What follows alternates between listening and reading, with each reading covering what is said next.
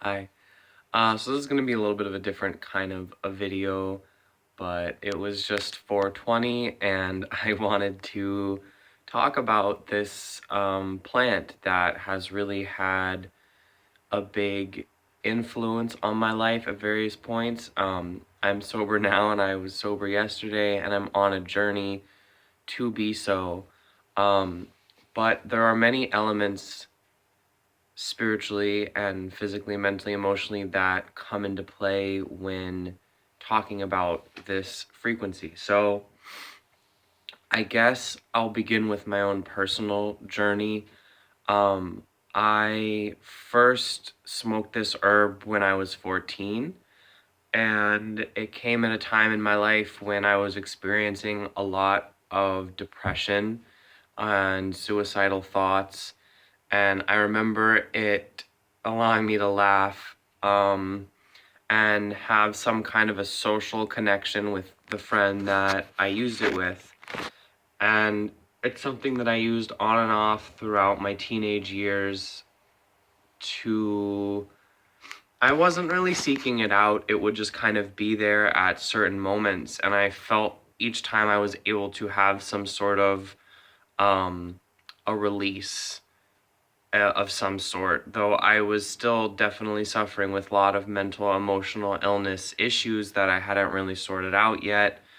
And in college, I got a little bit too deep into maybe abusing this plant. It resulted in me getting kicked out of school.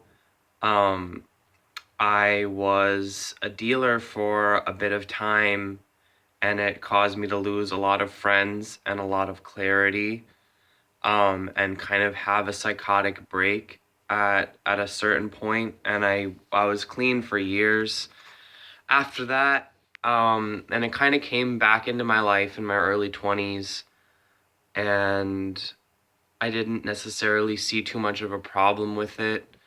And even up until about a year ago, it's something that I was experimenting with on and off with different people. And so it's been something that's been a part of my life for about 10 years now. I'm 24.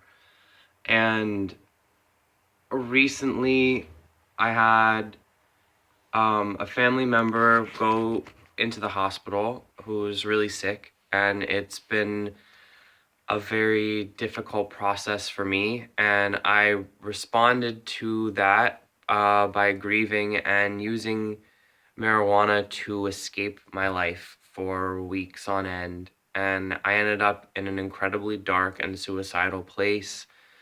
I felt very numb and empty, and it's all I could think of to use to feel better. And I noticed myself getting trapped in a cycle of addiction, that it was really dangerous, that it was really poorly affecting my brain chemistry, um, and cutting me off from my spiritual abilities and powers because I was using it to gain clarity and insight on the higher realms, but in reality, it was completely disconnecting me from all of the lower realms and not allowing me to have a fully grounded chakra transcendental experience. And it wasn't necessarily authentic, it was almost like cheating. And I would be pulling in information that I know I would have gotten anyway, but I was like rushing to get it. And maybe I wasn't really ready to fully integrate the knowledge I was trying to pull down. So I ended up reaching out and going to group therapy and talking to other people that struggle with substance abuse and addiction, and started talking to a therapist just in general about kind of my mental emotional issues that I at this point need to face head on, and have been avoiding for this entire time. So for me, I have a kind of a difficult relationship. I know so many people that have it as part of their lives, for positive or negative reasons. And spiritually, I recognize this as a very sacred, shamanic, ritualistic plant that has been part of our culture and is a very huge part of our culture right now, especially. And I am in America, so it's definitely a very hot topic drug that is very common, and a lot of people have access to it, sometimes legally, sometimes not. There is definitely an issue within our prison systems of people, especially people of color, being sent to jail based off of this plant. And I really hope that a lot of them are able to be set free and that the laws are changed, because I certainly don't think it should be illegal to use this plant. It is a plant. And it is within our right to put whatever we want into our bodies, honestly, but also to grow and share and exchange things with other people. All of that aside, I guess I just want to take the approach that marijuana as a spiritual plant can be both a medicine and a poison. And this is true of most plants. It has to resonate with you where you are at the time. It can change over time. The strain that you get could have a really big influence on the reaction that you have. And unfortunately, because it's so unregulated, people often don't know how much THC they're ingesting, where it's coming from, how it's going to affect them. And hopefully, when dispensaries become more of a commonality, people will be actually able to organize, understand, and regulate what they're putting into their body if that's what they choose to do for their own benefit.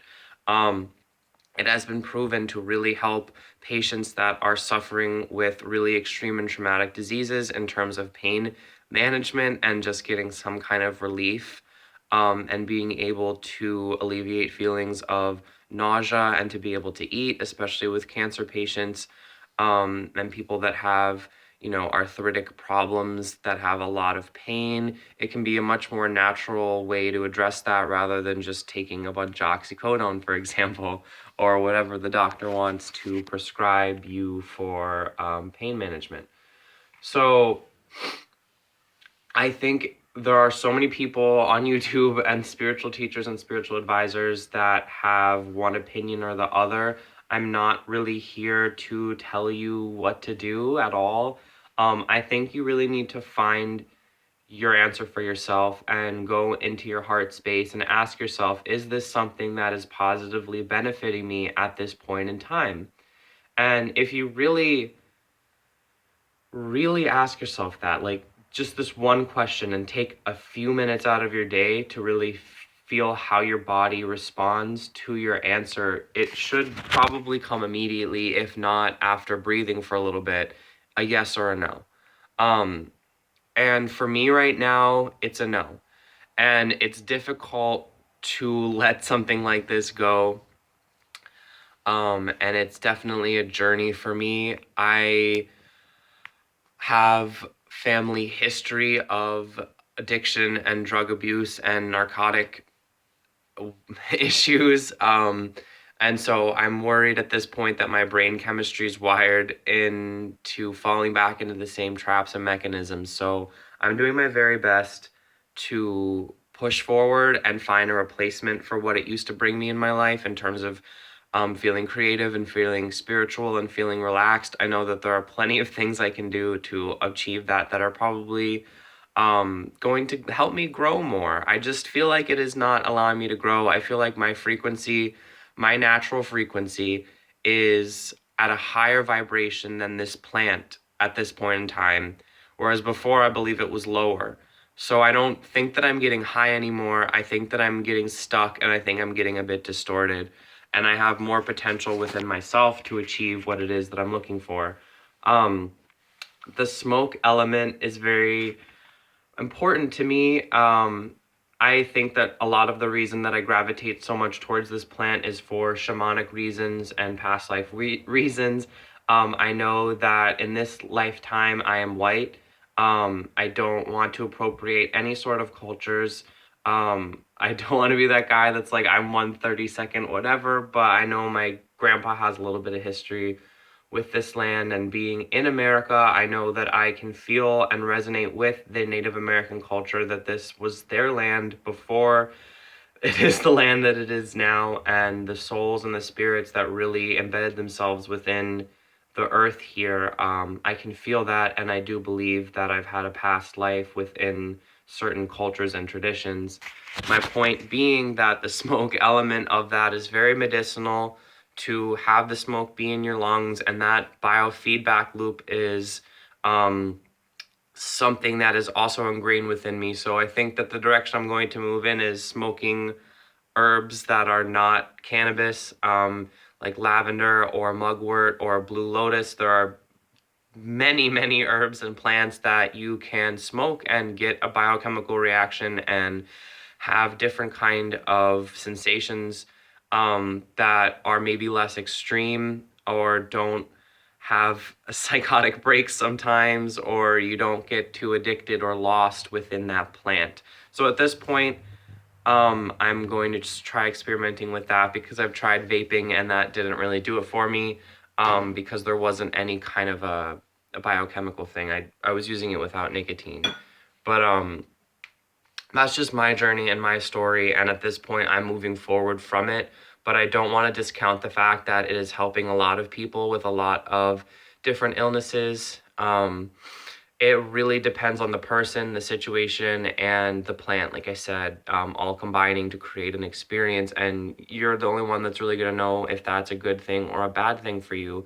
And even if it is good, self control and regulating things and keeping a balance is always important, regardless of if it's food or drug or what have you. Um, so I just wanted to give my honest and open opinion about it, because I feel like there aren't a lot of people that talk about having negative experiences with marijuana, or the fact that it could impact them negatively. I think a lot of people discount the fact that it can be addictive. Um, I can attest that it can be addictive. Anything can be addictive. People discount that it can be harmful or dangerous. I think perhaps physically no, but in other ways yes. There are also a lot of people that drive under the influence, which can be a problem. And it's a very gray area. It's a very complicated topic. I just kind of wanted to get my general feelings and views about it out there, because it's something that's been on my mind for a while, and I feel like perhaps this community would benefit from me sharing my experience with that. So thank you for listening. And if you have any comments, feel free to leave them. I would love to read them. I think this is a very interesting conversation to have. So would love to read everyone else's experience. So I'll be back with some more Mercury videos soon. Keep in touch. Peace.